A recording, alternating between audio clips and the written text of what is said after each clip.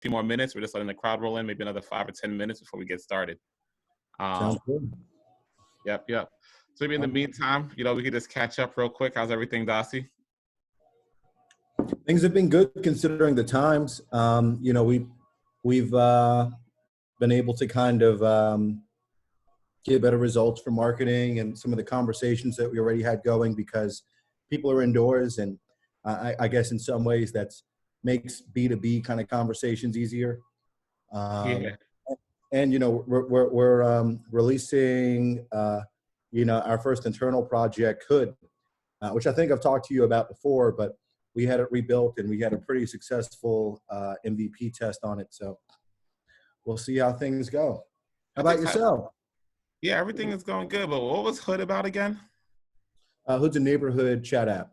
You open it up and you're in a chat room with everybody in that neighborhood. If you go into another location, it changes and you're in that neighborhood's chat room. And there's another feature in there where you can create groups in that neighborhood too. So if you can imagine, the origami group of Lower East Side, or, Dungeons and Dragons in Chelsea, something like that. Okay, that's cool. Yeah. We're really excited. Okay. I've seen a few new people just started checking in, guys. Just give us another 5 or 10 minutes. We just want to let the crowd roll in before we get started.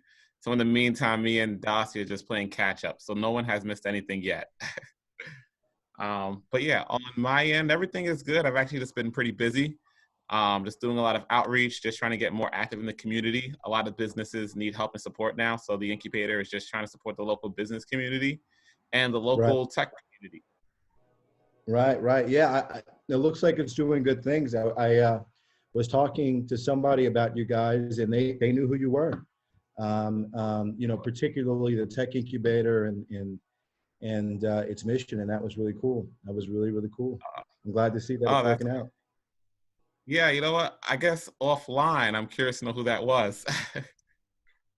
I'll tell you. Yeah. But that's good. We're definitely trying to step up the brand, and even in this time, we're really trying to step up our digital presence. Everything is digital now, so there's a real, of course, COVID is a tough time, but if you can be an institution that brings value, there's real opportunity now. I completely agree. I definitely agree. Yeah. There's if you got something that's really valuable and that's more than whatever investment you're asking for from your customers, right now is the time to really double down and figure out the other issues in the business. Yeah. That's good. And you've been doing well, staying healthy. Yeah, I actually just got an Oculus Quest, the new Facebook headset. And it's crazy, it's different from the other ones where they're kind of connected to a gaming console or something like that. The entire operating system where you get games is in this little headset. It's very crazy, and it's really good. And there's this boxing game that I have become obsessed with, and it's such a great workout. So that's been a lot of my quarantine time. You want to know what's funny? Speaking of which, have you ever played the boxing workout game for the Wii? The Nintendo Switch? That's a serious workout. I could see it. Yeah, I'm sure. What's the game called? I don't remember. My brother does it like every day. I did it like one day, and I was, I'm watching him like, this is easy. And then I was like, oh my God, I'm like really tired. Yeah. When you watch boxing, it's one thing. When you do it, you realize how insane that is for 20 minutes straight. Yeah, you were a kickboxer at one point, right? Yeah, I was a Muay Thai kickboxer for a while. I actually fought for the Aggressive Combat Heavyweight Championship in 2013, and I did some jiu-jitsu stuff and stuff like that. It was a lot of fun. It was tons of fun. It wasn't something that I would have bet my rent on. It's a lot of work, and it can be pretty risky. You're getting in the ring and you're moving around with somebody your size and your weight. But it was tons of fun. I recommend people at least trying stuff like that out at least once in their lives. Yeah, for sure. But for new people who just checked in, we're just playing a little catch up, just talking and just letting the crowd roll in. People are just rolling in every few minutes, so just sit tight. We'll maybe be getting started within the next 5 minutes. But back to you, Dossey. That's pretty cool. You know, you're such a nice guy, such a friendly guy. I don't think anybody would know that you'd like an animal in the ring. Well, you know, I think one of the benefits of that stuff is, you know, when you get in there and you're doing it that often, you know, you have a different respect for conflict and dealing with conflict, you know, in the same way that countries where people have to be educated on using a gun have very, very low gun crime rates. You know, I think that people who might learn to box or learn some karate or learn some Muay Thai might have a different look on aggression, you know? Mm-hmm. So, you know, I appreciate that sometimes. That's cool. That's cool. Maybe when this is all over, you can come by to the gym I'm going to right now. When the pandemic's Cool. over, you can come to the Muay Thai gym. There's Yeah, one in the you know what? city. That's something I've been wanting to get into, just to like, you know, not that I really want to get violent, but it's definitely a great workout and it's definitely like a physical challenge, like, you know? Oh yeah. If anything, that's why I do it now. It's so hard to do on the side because it's so much work. But Mm-hmm. you know, you do that 3 days a week, you're gonna have a really good body in 3 months. That's cool. That's cool. Yeah. All So, right. what sort of outreach have you guys been doing? I saw your LinkedIn stuff. Your presence seems great. What have you been doing? Yeah. 1 second. So really just trying to make ourselves available to the local business community. We just feel like right now is a great time to be beefing up your digital strategy or shifting your digital offering. So that's a place where we are pretty strong as a team. So we just want to bring that resource to the community. But you know, we're at roughly 19 participants now. So I think we could just go ahead and get the so yeah, so everybody at home, this is Jeff DeRose. I'm the business development manager at the Csi Tech Incubator. The Csi Tech Incubator is focused on helping, hold on, someone's writing in the chat. Okay, someone's saying they're having maybe a tough time hearing you. Can you hear me now? I saw that message and I tried to move the computer a little closer. Are you hearing any better now? I can actually hear you pretty well. Okay, I think that's good. But yeah, the Csi Tech Incubator, the person's writing again. Let's see what she says. Okay, she said it's better. Thank you, Okay. Shoshana. Thanks, Jasmine. Yeah, the Csi Tech Incubator. We are an incubator program within the College of Staten Island, which is within the City University of New York. And really what we're looking to do is to help create a tech corridor on Staten Island. We want to start building a tech ecosystem on Staten Island. Manhattan has this thing going, Brooklyn has this thing going, and we feel like Staten Island's the last frontier. So we kind of just want to bring tech resources. Obviously, we have the actual incubator program where it's focused around helping startups build and scale revenues, scale their teams, and also build up their digital presence. And we also have the community side where we're looking to help get more minorities involved in tech. So that's what the Tech Incubator is about. And Dossey, maybe want to let you introduce yourself. Sure. I'm Dossey Richards. I'm CEO of Lotus Technologies. We're a mobile app development startup that specializes in building mobile apps. One of the key things that we do is we offer mobile app development startups unlimited mobile app development for a fixed monthly rate. And we do so in ways that's been really, really beneficial to people starting out and or people who are out there and just trying to make their way into product market fit and begin scaling. And I've been in the space for quite a while. I currently also serve as head of engineering for humanity through Lotus Technologies, where we're developing data privacy technology. I'm doing a lot. Yeah, But that's what yeah, I do. yeah. That's what I do. That's cool. That's cool. Like, you know, so I think that's a good segue. How did you get started in tech? Great question. So I actually, my family does some real estate stuff. And I was going to get into that, did not like it. I got a license when I was 18. And I was actually looking after that to take my love of art and develop this social network for artists. And I had raised a small amount of money. I had hired an offshore team, and it did not go the way that I wanted it to. So I ended up having to learn about the engineering aspects of putting together the product, and I fell in love with that. And even though the startup was my first failed company, I kind of left it with a really enhanced skill set, and began a career as an engineer in the startup space. That's cool. So was this the time when you pretty much started learning how to code, or did you start learning how to code before or after that?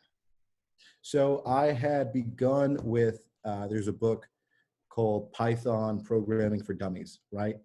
And I just got the fundamentals of programming. What's an integer? What are these different data types? And programming is really the manipulation of data and using programming languages to do so, right? It's nothing too scientific. You can find a language, spend some time, and once you have the fundamentals, you can learn other languages and other technologies. And then after that, I began learning some frameworks using Python. I don't use Python too much anymore, but I began making steps forward with that. And then after some time doing my own thing, and this project wasn't going anywhere, I started looking for opportunities as an engineer and got some junior roles, eventually an intermediate role. And then I was the CTO of a company called OurCom, where we're developing a platform where where large companies could outsource their skilled labor to nonprofits, and that was something we felt passionate about. And we did that. We raised some money, and that was actually the company I was in before I started Lotus Technologies almost 4 years ago.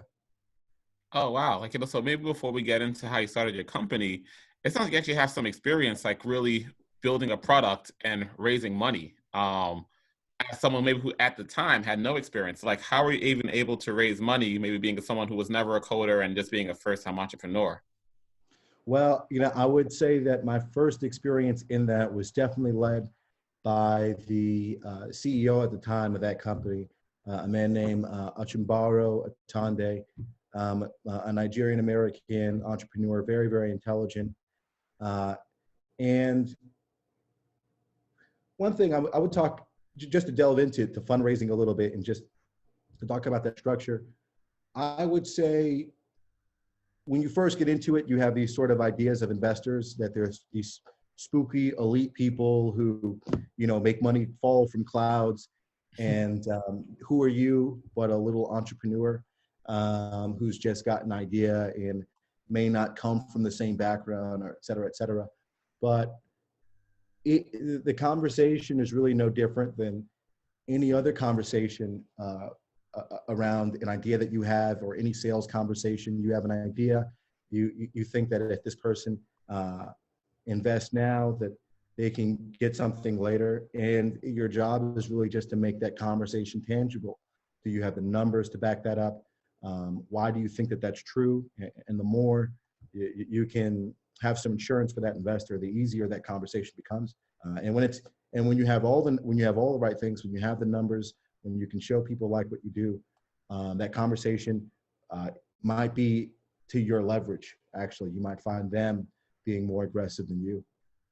Oh, wow. Interesting. So that's good to know. And so what made you start your company? At Lotus Technologies, right? Yeah. As opposed to, yeah. So I was, after, when I was at OurCom, I had resigned after I had built this product, and I felt like sales and just the early grit work wasn't being done by some of the other team members. Unfortunately, that company actually did go insolvent after I had left, about 18 months after.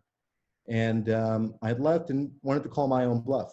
I decided that I would start something, and I would test my own entrepreneur skill set out, as a founder. So I was also left with the office bill of the company when they Oh my had God. left it and changed locations. and I obviously had no job, so I didn't know what to do. When I ended up doing was I had learned about this concept. You know, I had known about consultants, and I know some developers were freelancers, um, but I didn't know too much about it. I met somebody who was doing pretty well in that space, and they taught me about just the gist of how it works. And I took the contacts I had in my previous experience with Hourcom, excuse me, and then I made those people my first customers. And it was very general. Right now, Lotus Technologies focuses on mobile apps. Before we did anything under the sun, I mean, I was at one hackathon. I was playing around with robots and things like that.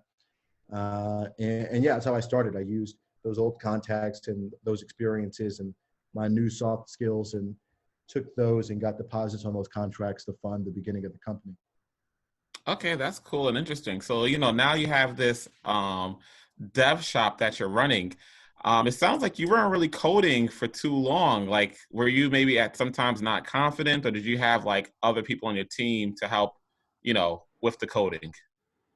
So yeah, I was definitely, I would describe myself as a little above an intermediate coder. I mean, I had worked on a good number of projects where I felt comfortable that I can make most things from scratch. I did have some concern if I knew all the nuances that somebody who had worked at bigger companies might come to understand.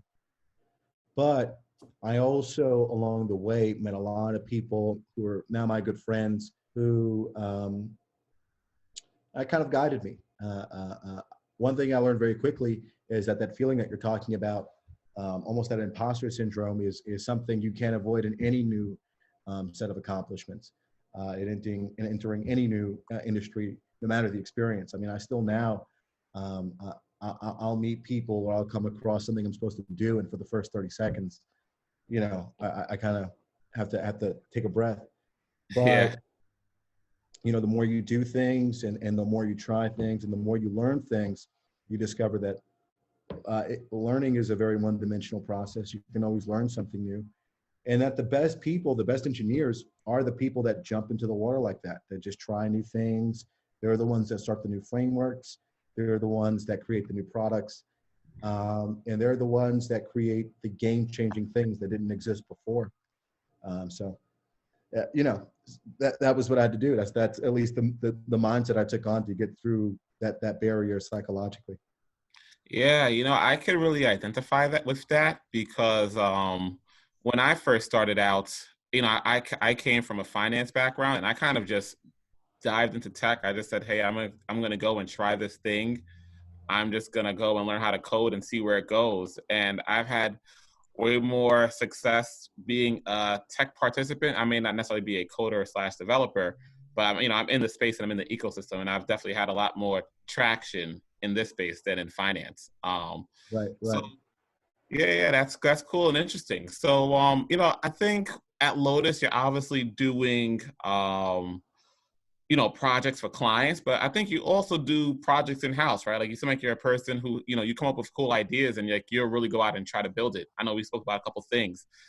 Maybe can you talk about maybe like what were some of like, I don't want to say what's the first app you built, but maybe what was like your favorite app that you built, or maybe the most successful app that you built in-house? That's a good question. So, over the course of just being in tech, I've worked on tons of projects, and even now, I would say I have shares in 80% of my current clients. Oh, Even though they're, paying customers, and, they're the lifeblood of the company, I do that also to just show that I'm vested in their success, and that it is against my self-interest to do anything that would be bad for their company or bad for their technology. But right now, Hood, I think, is probably the most successful one. We actually launched it about a year and a half ago in sort of an open beta. We got a little under 1,000 users, but the feedback we got from it was pretty big, which is why we're relaunching actually in 2 days from now. Other than that, there's a company called Humanity that we worked with in the summer. We developed some really interesting technology. They do, as I said, data privacy stuff. We were helping them out with a side of their platform platform that would allow people to upload their DNA files from, 23andMe and places like that to the blockchain so that they could control the way big pharma companies were buying and selling it. Because that's what those companies do. If you use Hmm. 23andMe, their business model isn't that you pay the 99 one-time fee. It's they actually lease the DNA out to these big pharma companies for mass healthcare studies. Especially a little So scary. it's very, very scary. I learned a lot about that side of about tech through those experiences actually last summer. But they're doing pretty well. They've actually begun some work with some large pharmaceutical companies, top Fortune 5, healthcare companies. And I'm really interested in seeing where they go. And I think between Hood and and even if you look at Lotus Technologies, we've had to productize the offering a lot. It's very, very specific. There are things that we don't do, and that's very important to the product. We might get into that side of product development after this. That I would say in some ways it is my most successful product in that way. So Hood, Humanity, and Lotus Technologies as a singular startup entity. Okay, cool. That makes sense. So let's maybe do a little bit of a deeper dive into Hood. So it sounds like you're kind of in MVP mode with Hood, So right? the MVP was a year and a half ago. Wait, actually, before we get into the MVP, let's just maybe, do you want to just tell the people at home what is an MVP for some of us who may not know? Sure. MVP stands for minimum viable product. It's a term honed by the lean startup innovators of Silicon Valley. It's a lot of people. I'll kind of talk about the philosophy on what an MVP is. Yeah, please. Usually, what big companies have done historically is what we describe as waterfall development. A lot of people have a great idea. They don't really do too much customer testing. They rely on their previous business strategy, and they put a product out there. They hope people like it. And then if they lose money in the process, hopefully the thing they make later works. But for startups, when you have very little resources, that is the opposite way that you should probably be thinking. The best way is actually to do some research in the field on what customers want or the people you're trying to target want. Start from who you want to be working with, not what.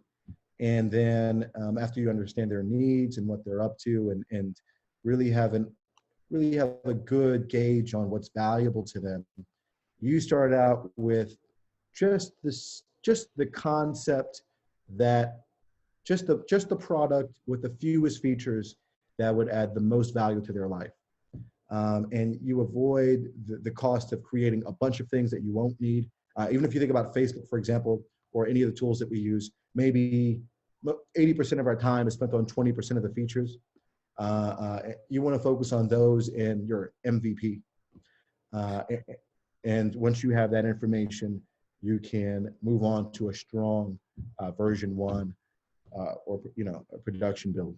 Let me know if that was a good answer. I mean, I think that was a perfect answer. And I even maybe want to tack in that sometimes even an MVP is actually no product. An MVP could literally just be you going, or at least you just testing the market, just going and speaking to people. I remember, I know you worked with Chris on the Chat app in the early stages, and I think that's something that he did a great job at. I remember seeing him for 2 years, literally just going around and speaking to people about what they want and what do they need in a product before he even built anything. Oh, yeah. I talked with Chris and worked with him very, very briefly. And that was the first conversation we had. We met up and we just had a 2-hour-long conversation about, just what would be the great, valuable add-on for the customers. And even to add one last point to that, earlier on, even when I was starting out, a lot of you get pulled into these, especially because of Instagram and what we see in normal entrepreneurship porn, as they say. You think that it's about the marketing or that it's this gimmick or it's just about the people you know. You see the Ty Lopez's of the YouTube world talk about it's just this or it's just that. But when you really look at the people who got it right and the people who are building the best companies, all they ever talk about is the customers. And that's for a very, very, very important reason. It's in focusing on that vector that is going to give you the big 5-year result, Mhm. where those other things give you very short, you know, minimal returns for a lot of effort. Okay, that makes sense. So let's maybe like, because since you're in MVP mode with Hood, like what was your thought process, right? Like who was your target market? How did you figure out what's your target market? Did you even come up with a thesis? Like what was your approach before even touching any code? Well, I would say with Hood, the thing that we'll be releasing now will be actually the market validated thing. You know, we did some testing before that I would describe more as the MVP, and this one is going to be the actual release based on the research we've gotten before. So it's funny you Okay, say that. about the I research. made it a little after. What's that? Yeah, no. So let's Oh, let's sorry. Did talk you say about the something? research, like like beginning stages. So right after Pokemon Go came out, little actually sometime after that, I love the concept, and one problem with it was that there, I don't know if there is now, but there was no social features in the app, right? Even though it was region based, right? Somebody, you could find a certain Pokemon in one area that you couldn't find in another, and it was, I thought that was great. Uh, so what I did was, just for fun, I built an app that would let people playing Pokemon Go chat in a given region about the discoveries they found in that area, so that people going around and coming back could see them. Oh, And cool. I built that I used a tool called Ionic, which is, we might get more into technologies and things like that, but it allowed me pretty much to um, use web programming to make a mobile app, and it really cut down on the time. To that point, I released the first version of Hood, or I built the first version of Hood in a day. And I released that product out and ran with that to all the Pokemon Go forums. And after that, I thought this is a really cool concept. I saw people really having some fun on it, and I released a more general version. That's when I decided to actually go forward and release a true MVP that was for the general public out. And I pushed that out. Um, I wouldn't call it marketing. It was more a soft outreach to some people. Over about a 2-week period, we got to about 800 downloads, and was used in about 40 countries. And one of the reviews that we got was, this app is great, but one, there's not enough people on it, because if you downloaded a Hood and you're in some part of Zimbabwe, and we haven't done marketing out there, or nobody's spread it out there yet, there's nobody to talk to in that neighborhood. The chances of somebody having that app in that neighborhood is so low. Yeah. So we've taken all that feedback, and we've come up with not only an interesting new product, but that tackles some of that, but also some really interesting features that adds a lot more context to the app and groups, which was really important. But yeah, that was what happened. And we should have released right after that. I actually decided to take some time and really develop Lotus Technologies a bit more, because I was already so far into that, and there were Hmm. still so many things to solve, as far as marketing, as far as business model. So I took the time to do that before, till now, where we're about to launch it as a version 1. But yeah, let me know if that was a good answer to that question. Yeah, no, that was a great answer. That was a great answer. And you bought a business model, right? So what is the business model for an app like Hood? It seems like, I don't think that's an app that people necessarily want to download and pay for. So how are you monetizing that? So for Hood, that's a good question. I'll be honest up front and say, right now, we're still not too sure about that. The important thing right now with Hood is making sure that it is something that people love. That's more important in the beginning, because since it's a consumer-facing app, and since this isn't some sort of software as a service where it's B2B, and we're just looking for people to pay. We want to make sure it's valuable. The real revenue, conversations can't even happen without a certain volume. And that volume isn't something you can just brute force with marketing. It has to be people who love it, who stay on it, and who use it. So we're going to spend at least the next 2 quarters baking that part first and making sure that's there.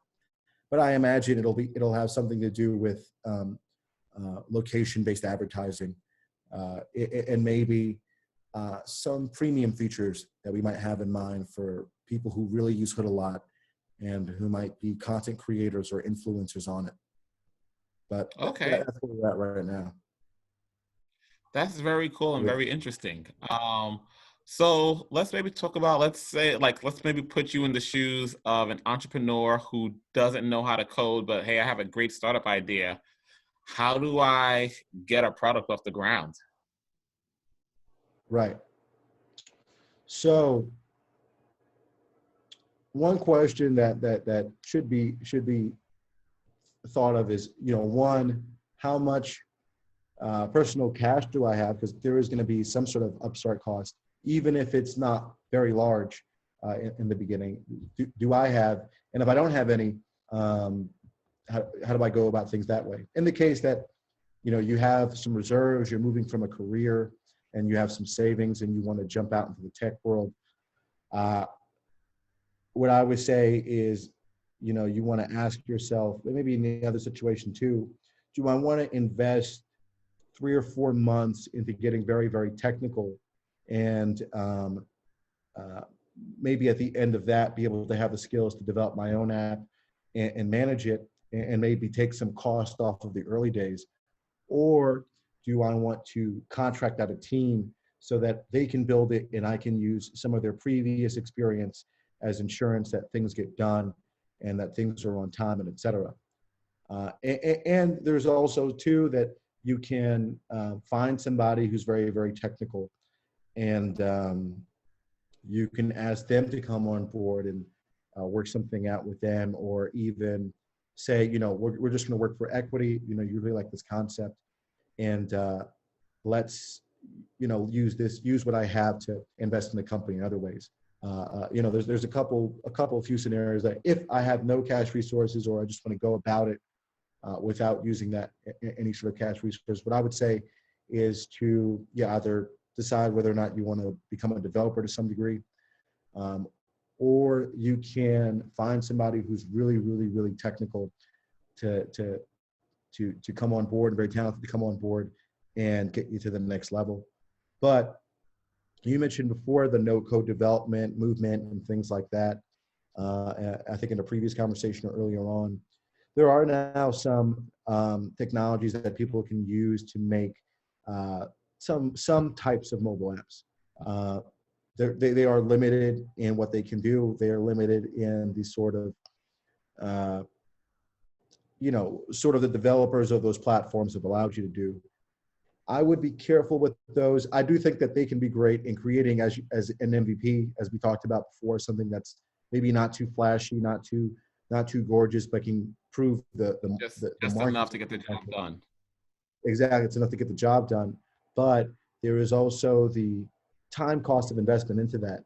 I've seen people work on some no-code platforms, and they're trying to develop something that by the time they get done getting this platform to work for them in developing this very specific technical vision, they might as well have just done it a different way or invested in something that they would have more control over time. So that is one warning I would have about some of those platforms, is the investment. If you're going to spend 6 months using a no-code platform, you might as well spend 2 to 3 months finding somebody, and those 3 months building something from scratch. But as you said, to get the job done, to show investors that you know what you're talking about, to show people that your idea is not just wind, that the market wants it, that people want it. They serve a great purpose, and I'm proud of some of the recent breakthroughs in those. Yeah, okay, that's cool. That's cool. I even just want to tack on to that sometimes people don't even realize that sometimes maybe even what you need as an MVP is just a website. Sometimes people just want to go and jump in and straight with the mobile app, but that is costly or takes a lot of time and energy to get built by yourself. But you can start with a website, a mobile ready website, and just focus on having satisfied users.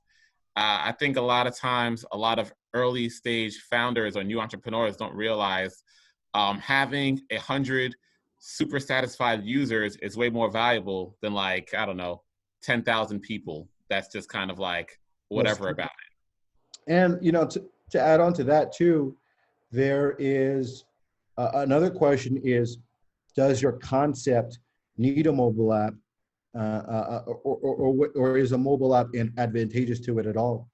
I've seen people who, you know, they're starting mobile app businesses for something like, I'm trying to think of a good example. I think I've seen one. What's that? I see it a lot. People want to do, like, they just want to sell products online, but they want a mobile app. Like, Right, you exactly. You just go on Shopify, you know, that's like $30 a month or whatever. Yeah, Get yeah. that up in like a day or two. Yeah, or I've seen, I think I've seen apps for, you know, certain wedding stuff, like buying a dress. I've seen some of those. And, you know, the problem with that is that, one, that the real benefit of having a mobile app is that your users have a direct connection to the experience, right? They can go to it at any time. They don't have to go on a website. You know, they're interacting with your, excuse me, your product in the way they do anything on their phone, including the web browser. But if you're not really a company who needs users to be using the platform at a high volume, that may not be necessary. You know, that may not be necessary, and maybe those no-code platforms for web might be better suited to getting an MVP out. But yeah, exactly. I completely agree with what you're saying. Yeah, and I think that's a great point that you brought up. Like, you know, you really got to think about, like, you know, do I even need a mobile app? Does this business? I think sometimes people are just like, they think that they're going to build a mobile app and you just automatically make $10 million, you know? And that's really not how the game works. That is very, very, very true. I'll even go on a limb to say this, and it's going to scare a lot of entrepreneurs, but if you hear me out, there's, I promise some value in it. The first version that you come out with is almost like the first painting you make or the first song you make. It's probably not that good. It's probably not that good. And it is the, you know, if you look at the great boxing champions, if you look in their early amateur careers, I assure you they got knocked out. Almost all of them, you know. The real beauty comes in if you stick around and you take that feedback and you now have tangible steps to move forward, you know? So like you said, a lot of people get started and they want this instant gratification. But if you're willing to play the 5-year game of getting feedback, building something valuable, there's where you can really make something magical happen. Yeah, I agree. I like that. So maybe let's dive into a little bit of technicals. Um, if you're building an MVP, let's say somebody does know how to code, what would you recommend? Like, do you recommend things like Ionic or, like, you know, these cross-platform non-native apps, or do you recommend just going straight native? I'm assuming maybe like the cross-platform frameworks are maybe a little better for just getting an MVP out. It might just be a faster build. What do you think? It's a great question, and I'm going to try to funnel some of my answers because this is definitely conversations I have a lot, and there's so many good answers. I'll start with just kind of defining those. You know, Ionic is what is now described as a progressive web app. You're creating a web application of some kind, and what it does is it takes that web application and pretty much spits out an Android and iOS app that plays it in a browser environment so that it looks and feels like a mobile app. So even though it's sort of a locally hosted website inside of a person's phone, it looks and feels and gives the you know, sort of experience of a mobile app. One thing though about Ionic is, well, what's some good things first? it can be very, very quick, not just because you don't have to write in Android or in the iOS kits, but because, and yeah, writing in the web is much quicker than writing in some of those languages. But Ionic also has a really interesting kit of visual elements that you can put right into the app that can cut down on time a lot. It can cut down on setup time a lot. It can cut down on maybe 20 to 30% of some of the things that make up a version 1. The problems with it is because it's on web and it uses web technologies, that it does not have the same performance capabilities as a native app. And but that, you know, who knows? The big bet that company made is that mobile web technology over time will get to a point where the difference will be, you know, marginal, right? Nobody will care. That web is going to be so powerful that who cares? You know, the Ionic will feel great. But another problem with using Ionic 2 is that because you're not really using the native languages, you don't have access to certain forms of functionality that you otherwise would. Making things like, if you use Android and you've used Facebook Messenger, you see those little circles that float around the screen that you can click on to open up. Those would not be possible using Ionic. It would be that would not be possible. Now there's another new branch of cross-platform mobile app frameworks like React Native, Flutter. I'm sure I'm missing out some other ones, Vue Native. And those are different than Ionic Native. They don't run on web, but they still let you write Android and iOS in the same programming language. React Native uses JSX, which is, you know, a form of JavaScript. It was invented by Facebook. And what you're able to do is use the React framework to name different mobile app components. And when you ask your computer to, the React Native command line kit will make you a completely native Android and/or iOS app. And of course, and those are getting great. I actually have been using them in a lot of projects. Hood is made using React Native and Expo. And I'm very happy with it. I hope that that project is maintained and they don't do something silly over time. And then you have the true natives, the Android in iOS kit, Android written in Java, Java using the Android kit, software development kit, iOS in the same way, but for Objective-C. And those are great. Those are really, really good.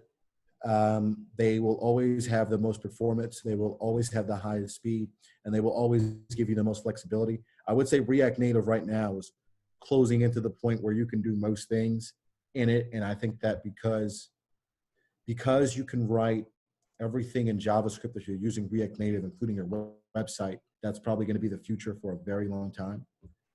But yeah, again, and the true natives will always be the true natives, Android and iOS in those programming languages. Something else I would say though is when you're putting together your MVP and you are technical and if you don't mind doing the extra month or 2 months of work to make something that is more native, either React Native or true native, you should be careful. You should be careful of the investment that you put into the technology if in your head you're going to change it later. So if you're using Ionic and you think, okay, I'm going to start out with this, and you spend 3 months to make this MVP, and then, or hopefully less, and you launch it, and now you want to do all these changes because your user said this and your user said that, and now it's 8 months. And then now you spend 8 months with this product and this technology that you don't really like, with all this code that you're now going to have to refactor into native. You got to be very careful. That's a very, very, very slippery slope. But yeah, that's sort of the summary of what's going on right now. And of course, and stuff like that. Yeah, you know, so I actually want to ask, like, you know, how do you plan for that, right? Like, how do you say, like, hey, I maybe just want to start with React Native or Ionic just to get an MVP off the ground, but I do want to go native at some point. Like, how do you plan for that, right? I mean, I know like the structure of an app is like, you know, you have your backend database, which you're pulling data from, and then you have your front end, which is just displaying the data or the interactions, right? So like, can the backend database just be moved from React to So yeah, native, let me get into backend just to clarify that. So mobile apps are just UIs, right? They don't actually, they themselves in your phone save very, very, very little data. You know, the real work that's done when you're updating and changing data in a mobile app is done what we describe as a backend service. Right now, the most common one is called the REST API. And what that is it is sort of a remote resource, a server sitting somewhere that is programmed to take in certain requests, in certain data from a mobile app. And it does sort of the grit work of updating things in a database and et cetera. So a mobile app could, you know, it is really just an interface that is communicating with what we call the backend services.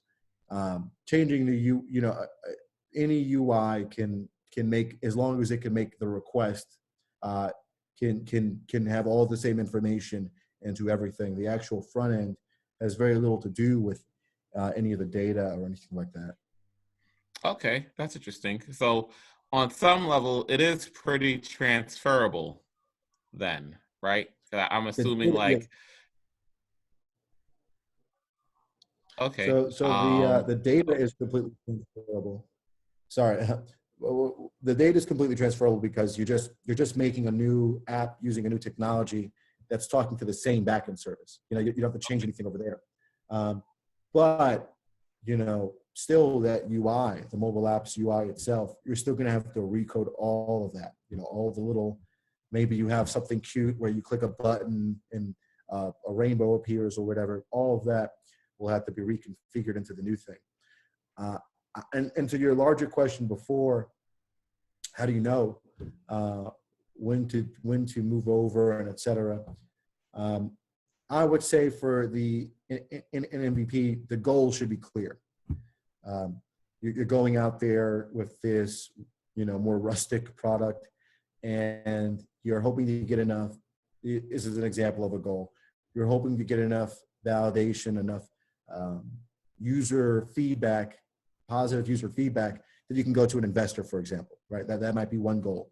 You know, once I have 1,000 people using the app, at least 30 minutes a day, now we can move over to an investor and really start scaling our operations. Or maybe you want to be able to get it to a point where you can start having conversations with more talented people. I want somebody to come on board.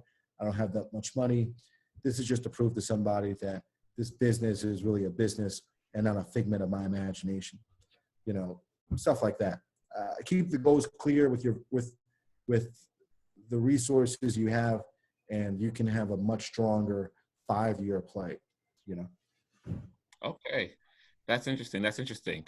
Going back to performance for like native versus cross-platform, if you're at the stage where anyway, like, you know, like you're just looking for like to test this product out with 100 people, 200 people, does performance really even matter? I could imagine, you know, when you're at 100,000 people, 1,000,000 people, 10 million people, you know, performance really matters. But when you're at such a small scale, like, do you really feel the difference, or? It's a good question. I would say one thing is, make sure it's not built to where you assume that, well, I guess if you limit it to only 100 people, that's one thing. You don't have to worry as much about that. But if you have some large performance concerns about your app that aren't just, oh, well, we could do this to get more people. If you feel like 10,000 people couldn't use your product, you should probably just take a step back, because that might mean a lot of problems in general for your, something's probably very wrong with your infrastructure. Okay.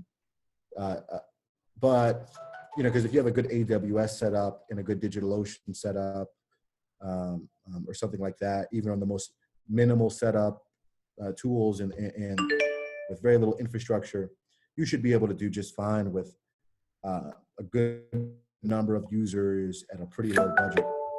Sorry if my counter's going crazy. So yeah, I would say that. Okay. That's interesting. You just mentioned AWS and DigitalOcean. So, can you speak to what those things are? AWS, and I want to get your thoughts. Like, AWS versus Google Cloud versus Azure. What do you think is best? So I haven't used Azure much. I have used AWS. I have used DigitalOcean, and you mentioned the Google Cloud engine, right? The Google Cloud. Yeah. So DigitalOcean is really cool because what these things are is they're hosting providers, right? They're places where you can use servers. You can configure them a certain way. Servers, for those who don't know, and I've heard that word and they're very annoyed, they're really just computers. When you visit a website, you are going to a computer that is accessible to you that will throw up an HTML document, so you can make and rent these servers, and these different providers do different things. DigitalOcean is more geared just to servers. You can set up a databases within them, and you can do but so much with it.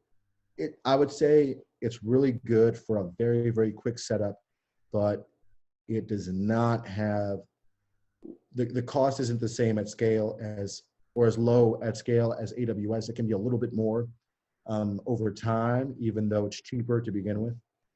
And there isn't as much customization. Okay. Or maybe customization is the wrong word. There isn't as large a variety of tools like something like AWS, and I'll get into that when I talk about that. Google Cloud Engine is the same. The only difference between DigitalOcean and Google Cloud Engine and AWS is that those two have a large variety of different tools that you can choose from that are completely integrated with those environments. An example with Google Cloud is Firebase. Firebase isn't really a server. It is not really a database, but it is a database tool that you can use to store data from an app or a web app, serverless. It has a very high cost over time. It's a great way to start out. But there are some issues with it. I heard they got better, but there are some issues with it. It's depending on the complexity of what you're making, you can run into some very, very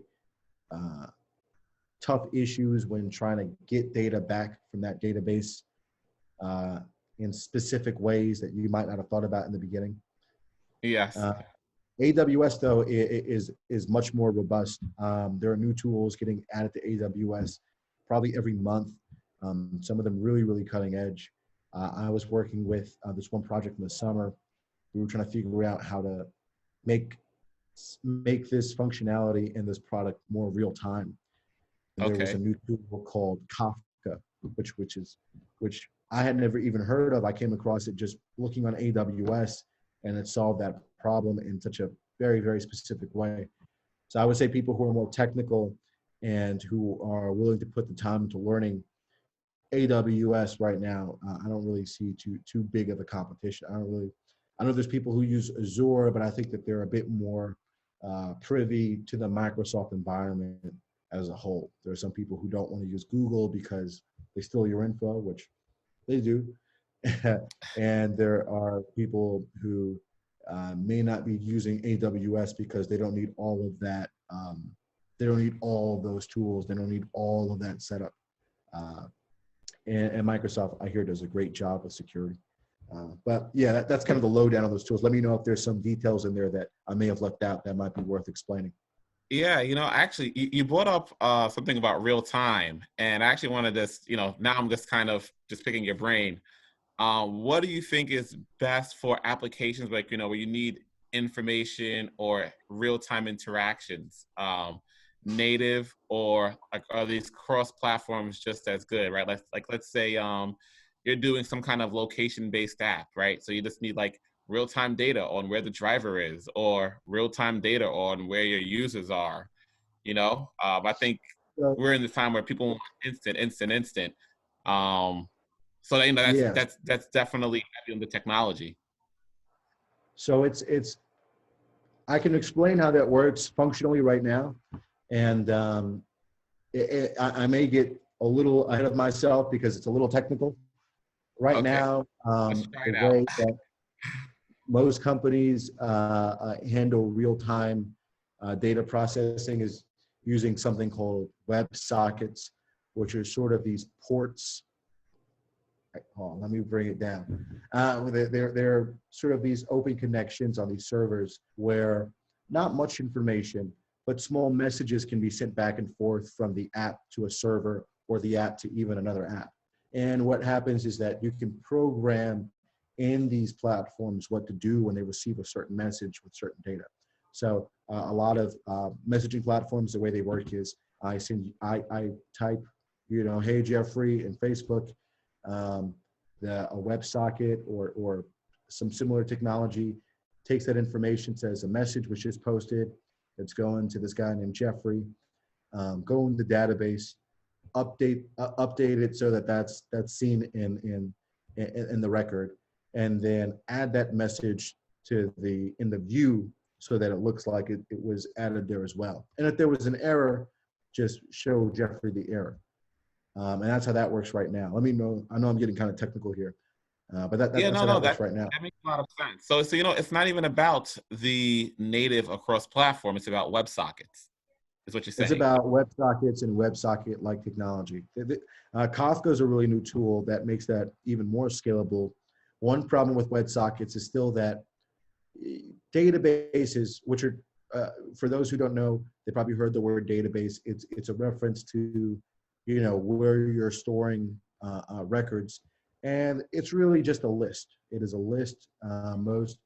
There are some databases that aren't organized in tables, but a database is really a list that you are querying information from, pulling information from in whatever way that particular database has it set up.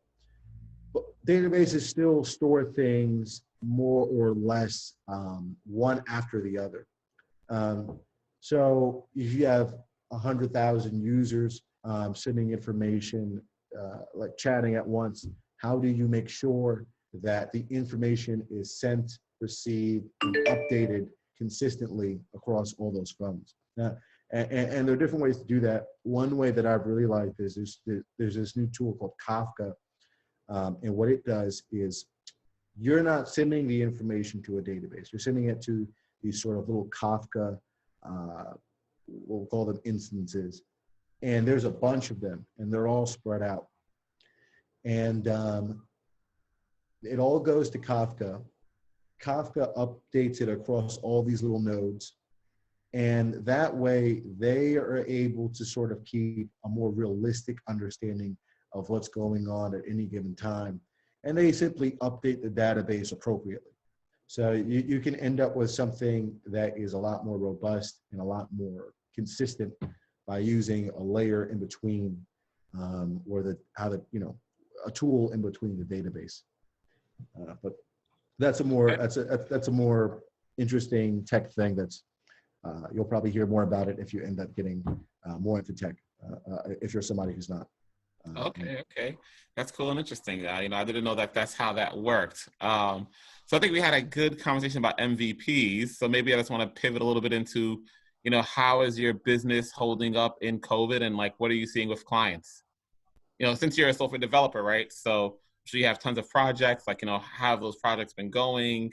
Maybe you could speak to that a little bit. So, we had to move the team to being completely remote. As you know, we were using a space in Soho, and then we were using another space, but before the whole epidemic happened. I would say for our marketing, what we do is pretty specific. We only work with mobile app startups really, and we offer something very, very particular. So once we kind of figured out how to do the right outreach to people, we've actually seen in some ways a positive result in that people are indoors, they have more time to think about things, and the conversations we're able to hold at a B2B, from B2B has been a lot better. As far as projects, we did have a slump at one point. There was a point where everybody was sort of going through the emotional transition from their previous non-pandemic life into wherever we're in right now. And there was a little bit of a, switch. Yeah. But it also made me have to spend some time investing a little bit in my operations, really trying to find some ways that worked without, personal magic in terms of managing people and managing accountability. So it's been good in that way. So there's been some hiccups, but I think overall, this has given us a bit of an opportunity to get better at some things and actually to grow because of the ability to have these kind of conversations at a higher bandwidth because everybody's indoors. So, I don't want everybody to be in quarantine, but there's been some benefit and Yeah. some. That makes sense. Are there any resources that have been helpful to you during this time, or any resources that you would recommend to startups? I read a lot, and I would actually take a little bit of time. If there's anybody right now who likes to, I think all entrepreneurs should read in general, just because there are people who have been down the road before. There are people who are doing what you want to do, who have maybe done what you want to do and better or worse, who have written books, and you can look at their thoughts and look at their journey, and it's like living another lifetime and being able to use that experience for yourself. And I've learned over time that not all books are great, not all advice is great. I'm really specific in getting a lot of my tips from other entrepreneurs because it's such a specific thing. It's such a specific craft. So there's a great book called For Charlie's Almanac. It's written by a guy named Charlie Munger. He is the head of investments at Berkshire Hathaway. And it's just a book on decision making. And it's so good. It's really, really, really good. I recommend it even to my clients. There's also this something I might actually start adding into every client that starts up with me, or even projects that we deliver, and it's their first version. It's called you might have heard about it. It's called the Startup. I want to say it's the Startup Manual. It's written by Steve Blank and Bob Dorff. Both of them are Silicon Valley billionaires, and they kind of pioneered the lean startup method through their own experiences. That Steve Blank has led, I think, 3 different unicorn acquisitions, mostly in the B2B space, and people should read it. And some other things you probably Grant Cardone. He has a book called 10X. That might be a bit of a, not a cliche, but a he's very popular now. But 10X is a good book, and it's really just about the framework he has is, whatever your goal is, multiply that by 10 and use that as your perspective. And your work ethic for that goal should be times 10, whatever you imagine that to be. And it's really just about making sure that you're operating at the highest level possible so that you're not missing out on internal opportunities to do something better, to improve. You're not just not doing something because you're being lazy. And I would say that most of the failures that we have as humans is in underestimating the goal and underestimating the work it takes to get there. So it's a really good book on trying to be much bigger than the goal, to make all the work involved very, very small. Yeah, that's So, good. Yes, from what I'm hearing, you've just been focusing a lot on self-development, which is great. That's a great thing to be doing, finding ways to improve yes, yourself, improve your skill set. Self-development and those books in particular are very geared towards entrepreneurial development. I do think entrepreneur is a craft, and there are fundamentals, and there are ways in which the chess pieces move.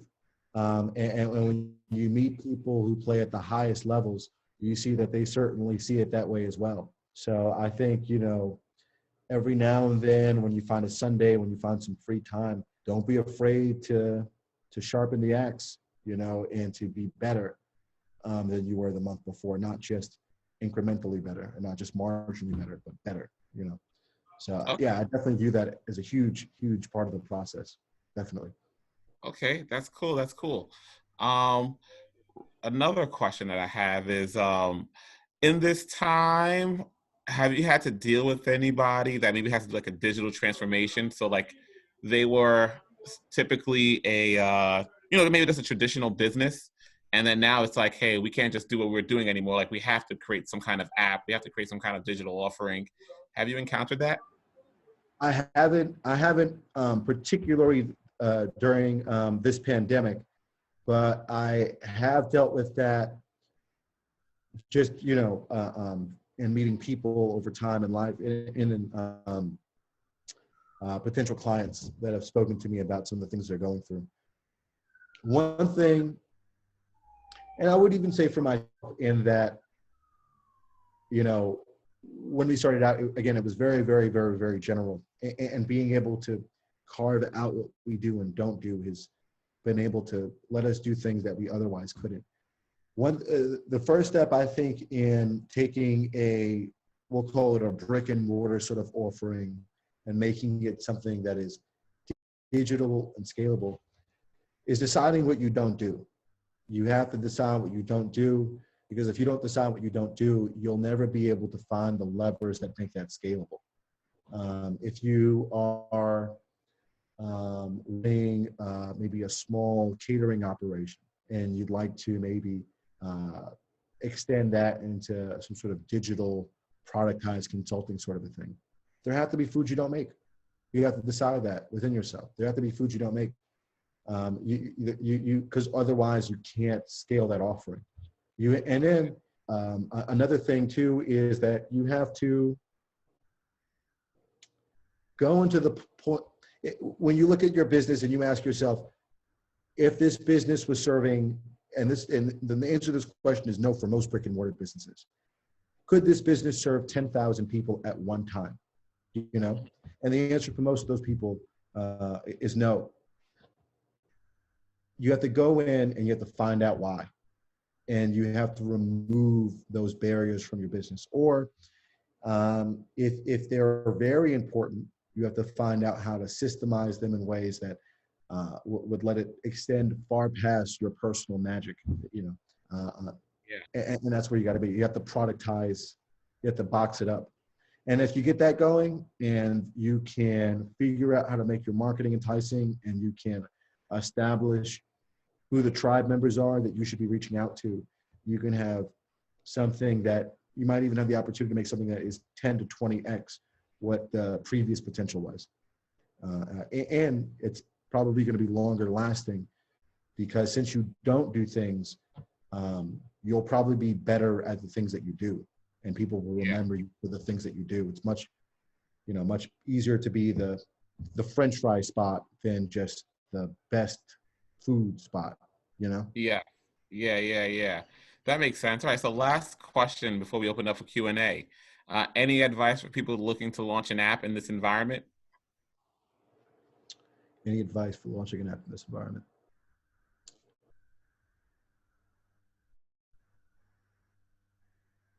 We mentioned earlier, make sure that the concept that you have is something that would be advantageous in it being an app, because, there will be some time, if anything, investment into building an Android and iOS app. So make sure that that's there. And two, really speak with people and find out how they feel about your concept. Earlier on, I think a lot of entrepreneurs are not seeking to win. In some ways, they're seeking almost some sort of self-affirmation from their business. They want people to feel like they believe in it.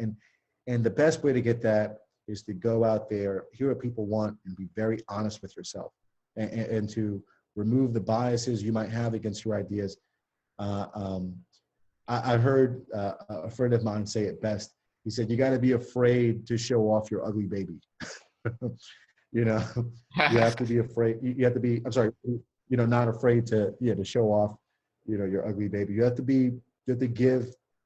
talk to people about what they want to do and really make sure it's something they want. And then after that, I would say maybe find a designer, somebody who can help you create the designs, because that's at least tangibility, that's at least tangible proof that you have a concept, that you're moving toward a product, and that you're in the game to some extent. You have a designer, you have a vision, you're speaking to customers. And the next thing is just don't be afraid to get out there. There are people right now who might not be starting, who might not be having conversations with people they would want to have conversations with, who might be afraid of getting into technology because they feel like they're not that type of person. And just a heads up, there is no type of person. You know, you can do it. You can do it. You can get out there. You can do it. Just decide that what you're doing is worth the work, and just learn, you know, the gaps in there. And, you know, I always leave my line open. If you ever have a question about apps in particular, you can email me or email us at team@lotustech.nyc, and we'll give you some advice. But just get out there, because it is out there where you'll learn what you don't know and be able to start knowing and getting to where you want to go. All right, that's good. That's a great answer. So Dossey, thank you for such a great conversation. I feel like I learned a lot, and I hope everyone at home learned a lot. I maybe just want to open it up for Q&A if anyone has any questions. I'm maybe just going to unmute everybody. And yeah, if you guys want to ask any questions, feel free to chime in. Try not to talk over each other, you know, so that everybody, you know, gets a chance to talk. But yeah. Let me hear some questions. Yeah. Any questions from anybody at home about building an app, or just for me or Dossey in general? Oh, I see Kevin. Kevin Allen over there. He's fantastic. He's a great entrepreneur. Oh, I see a question in here. I am running for a local office. Okay, I appreciate that. Good luck to Julia, I think it's pronounced Ching, for running for local office. I hope you do have the best of chances out there. I'm sure you'll do well. Yeah, feel free to ask a question. Yeah, questions or feedback or thoughts. Anybody, feel free to chime in. No need to be shy. Or you could type in your question if you want. Yeah. You can also just go to the group chat. Well, what's your favorite part about? Okay, yeah, someone asked. Favorite part about what I do? Well, you know, and there's somebody asking to unmute. I'll answer Kevin's question first. You know, I've always had a very particular, when I was trying to figure out what I wanted to do with my life, I was always more inclined towards creative things and art and things like that. And also, you know, technology is really interesting. Technology is really the science of doing things. You know, it's what we call magic, you know. And being able every day to have to literally solve the world's problems through what we do at Lotus Tech and Lotus Technologies is amazing. I mean, I wake up every day, you know, building the future that I'm going to be living in, and that's really amazing. There's no better way to pay rent. And I get to meet people like you. Kevin is an entrepreneur himself, who runs an amazing company. And just the people I've met, being in the rooms with some of the smartest people, it's been wonderful. Okay, cool. Ian May Ni, I unmuted you. Did you have a question? Hi, can you hear me? Yes, loud and clear. Thank you. So Dossey, your talk is very informative. I actually read The Lean Startup. I think that's a really important book for anyone who's starting an app or is a developer and wants to make sure that they, are in the right mindset when they're marketing. I don't really have that much of a computer science background or, a developer background, but I'm wondering, as a person who might start out to code, I know you mentioned Python, but do you think that might be a good language to start out when someone is starting out with programming or coding? That's a great question. So one thing that I want to point out is that the first step to learning programming, specifically in the context of building web and mobile products, is just to learn a programming language. The languages that people use on most products now, JavaScript, things like that, they're all fundamentally the same. And I think the first step is finding a language that's accessible to you, or even materials that are accessible to you that teach it in the best way, and learning the fundamentals. Once you learn how to use one programming language, moving on to another is really a very small transition. So right now, the language that I'd probably recommend, and I'm sure that there's people who would debate me on this, is JavaScript. And because it's simple, it's pretty clear to read, and it's going to have because of the tools that are being used right now, the highest return on the investment, because you can now make completely native apps in JavaScript. You can make very high performance backend services using Node.js and JavaScript. The multitude of web frameworks, I would say that the ones that are even the most, the most looked to and the most enterprise considered are written in JavaScript, React.js, things like that. So that's what I would say to start. But the first move is really just learning the fundamentals. There are a few types of data, and there is a few ways you can move it around. And once you learn that, which if you're very ambitious could be as little as 1 to 2 months, you can start a very easy journey into trying to find out how to take that knowledge and apply it to what you're trying to build. Okay, yeah, thank you so much. That was so insightful. Yeah, there's so many tools online. I just don't know which to choose. There's Code Academy, Free Code Camp. As a beginner, do you think that it might be better to just start out on my own, watching YouTube videos, or to use one of those websites in order to learn?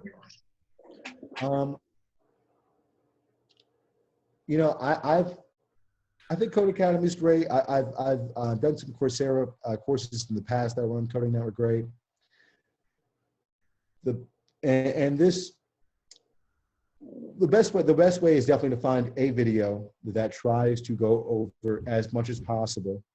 And when you don't understand something, just take a step back, Google around, and find out what that something is. And then you can, through the course of a video, through the course of a few videos, you can start putting the things together. And one thing about engineering is, software engineering, which is really interesting, is that sometimes you'll come across things that don't make sense for a couple days. You might see something like, oh, well, this is how you move this, information over here. And you might go, oh, that seems very unintuitive. I don't know what that means. I don't know what this author's trying to say. And you read a couple other things about it, and over time, that was even my experience with that book. I still had to refer to other books or other things online to kind of try to understand what was going on. And by the end of it, I at least had that knowledge. Let me know if that makes sense. And another way, I think the best way, is to find a good video, to learn as much as you can, to get the gist of as many things as you can from it. I've seen some videos where it's, all of JavaScript in 30 minutes. And sometimes they're good, sometimes they're not. There's a guy named Derek Banis who does some of those. And at the end of it, maybe go, if you're trying to build a web app or a mobile app, give it a try. And if it doesn't make sense, at least you can start asking yourself what you don't know and start addressing it. And you can find a very, very clear path to becoming the engineer you want to be that way. Can I actually even chime in on that? Yeah, I even want to recommend udemy.com, UDEMY, first and foremost, because every couple of weeks, they have everything on the site for $10 or $15. So you get really good courses for cheap. And in a lot of their programming courses, like you actually leave the course building like 30 websites or like 10 mobile apps. So like they're teaching you, and then they give you like hands-on you get hands-on experience, like, really building an app or building a website. So like, now you actually leave the course with not just knowing how to code after maybe 2 or 3 months, but you also have a portfolio that you can show to people and say like, hey, like I've actually built these things. Yeah, I actually didn't know that. That's very good. That's very good. Very, very good Okay, information. Yeah. Yeah. But yeah, yeah, I heard so Udemy is a really good website.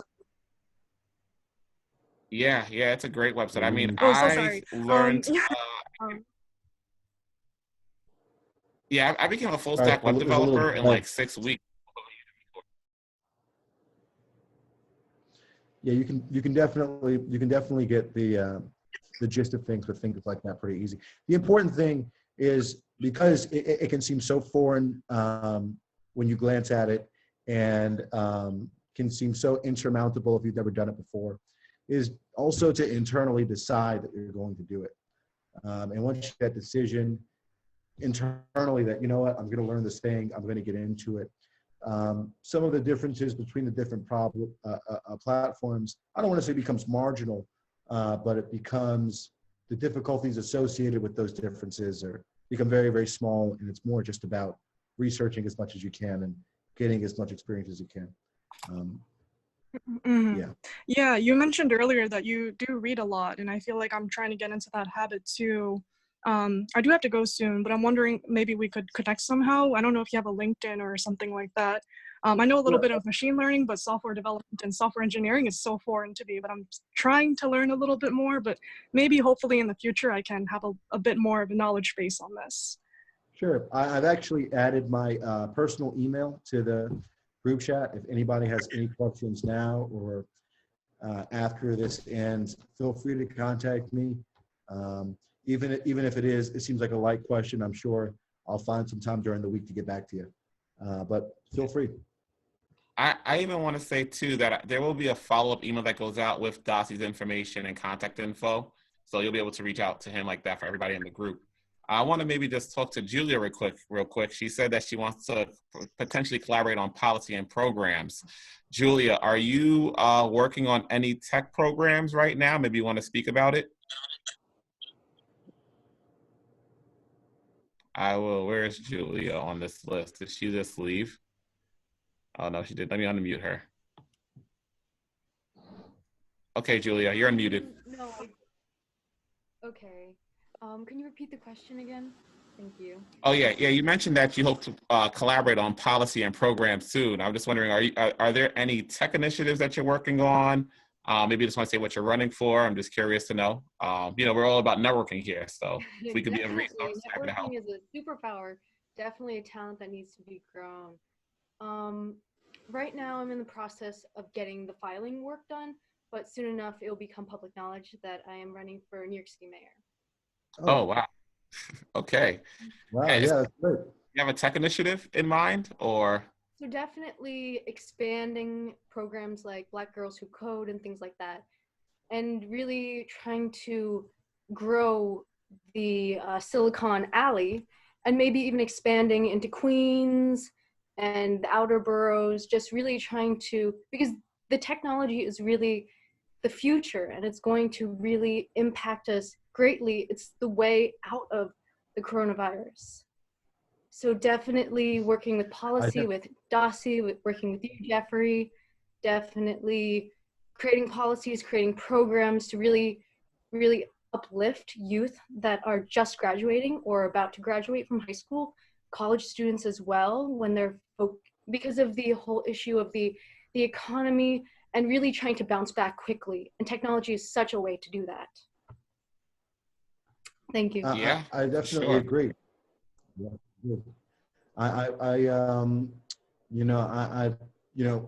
This initiative, I've worked in another initiative in the past where I got the opportunity to teach computer science in some underprivileged neighborhoods a couple summers ago.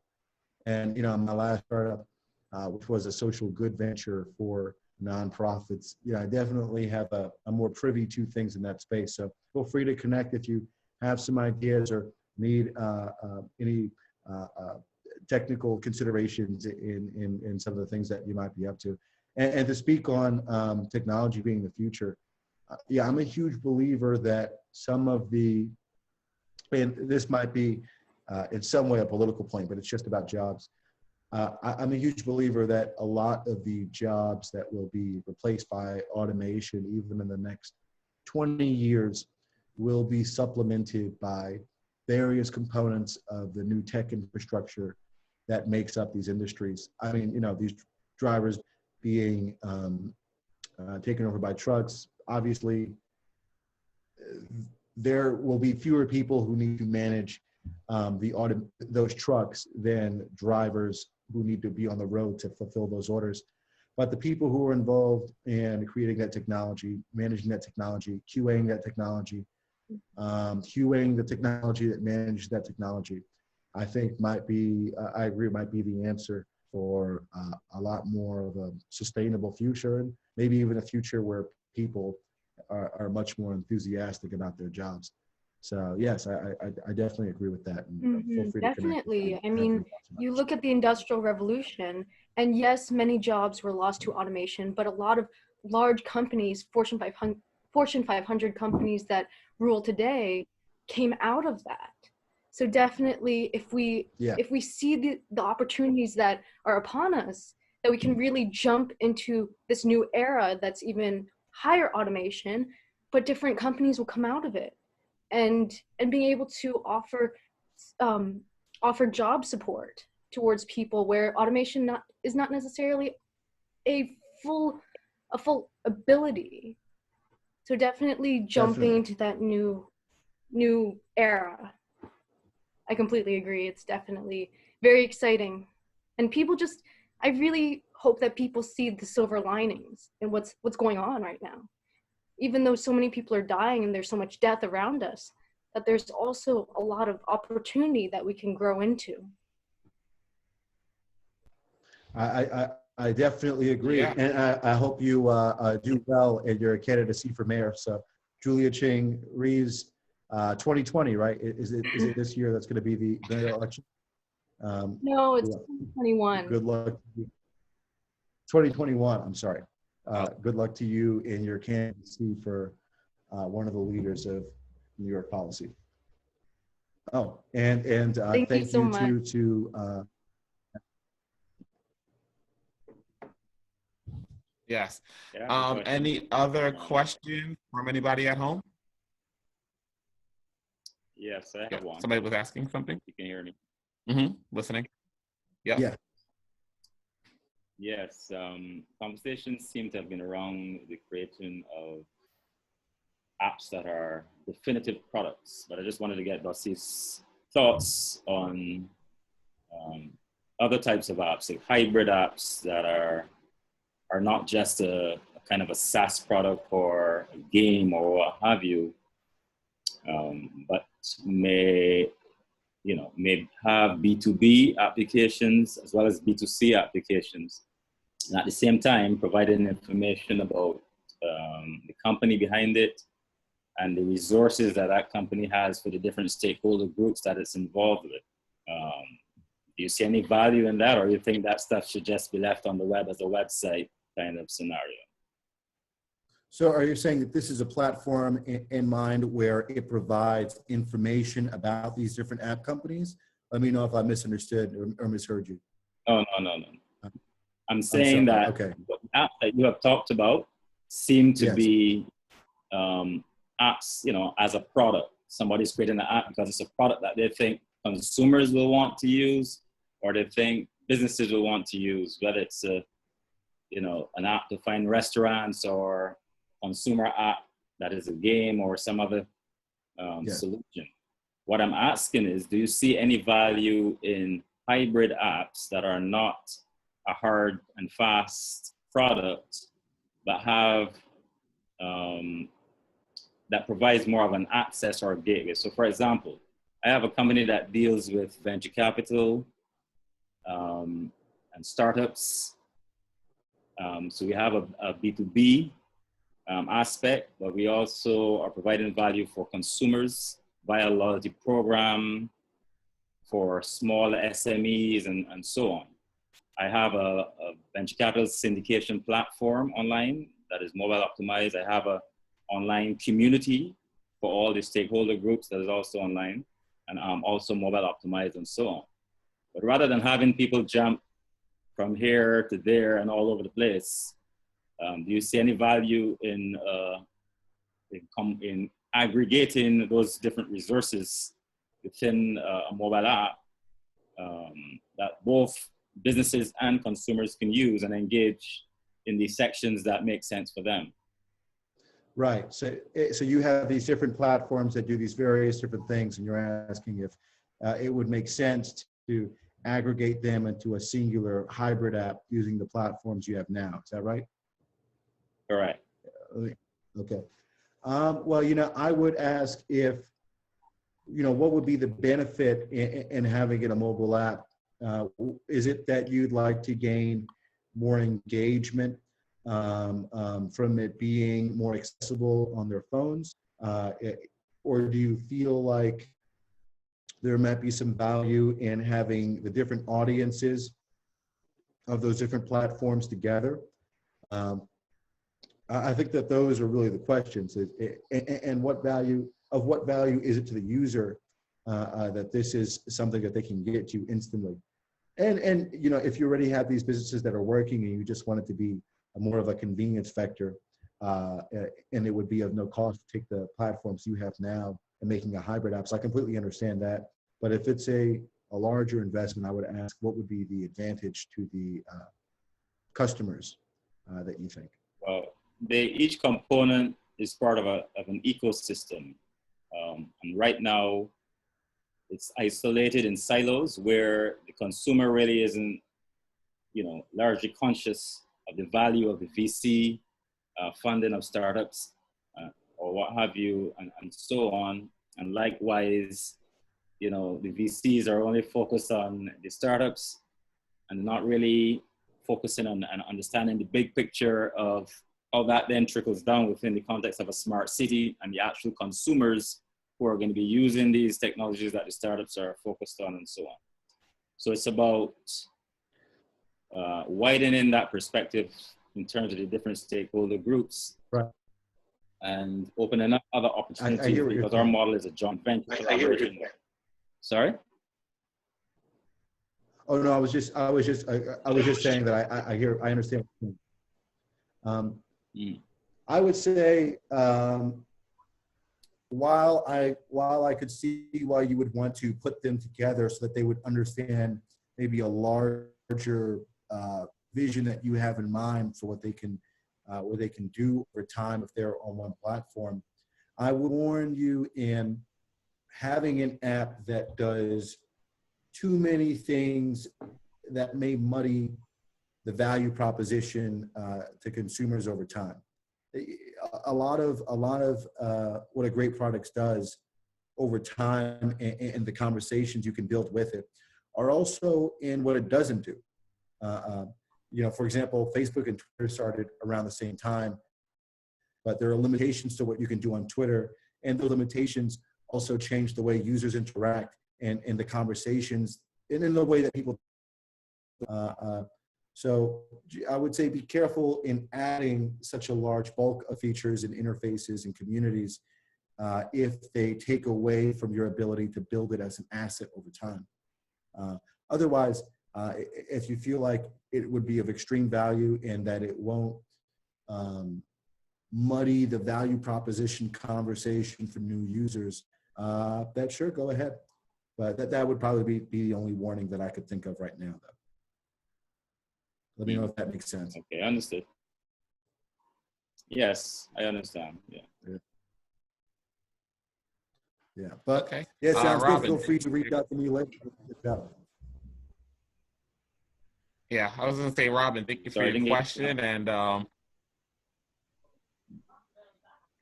sorry. No problem. Yeah, I got yeah. it. Sorry, just a little bit lag in the communication. Okay, okay. No worries. All right, so I think you know, it's 8 o'clock now. I'm sure we all want to just get back to our evenings. So just want to tell everyone thank you for attending. I hope you all found this talk to be useful and informative. Dossey, once again, thank you for just taking the time to help educate our community and just, you know, making your brain available to us. This was definitely a lot of fun. And I'll make sure that we have a follow-up email with lots of information. And, you know, we'll be back soon with another event. That sounds great. Thank you again for having me. And I really appreciate everybody who came on to here. I hope I had anything of value to tell people, to give you guys. And again, feel free to follow up if you have questions. Thank you, Jeffrey. Jeffrey, you know, hats off to him. Very, very dedicated person.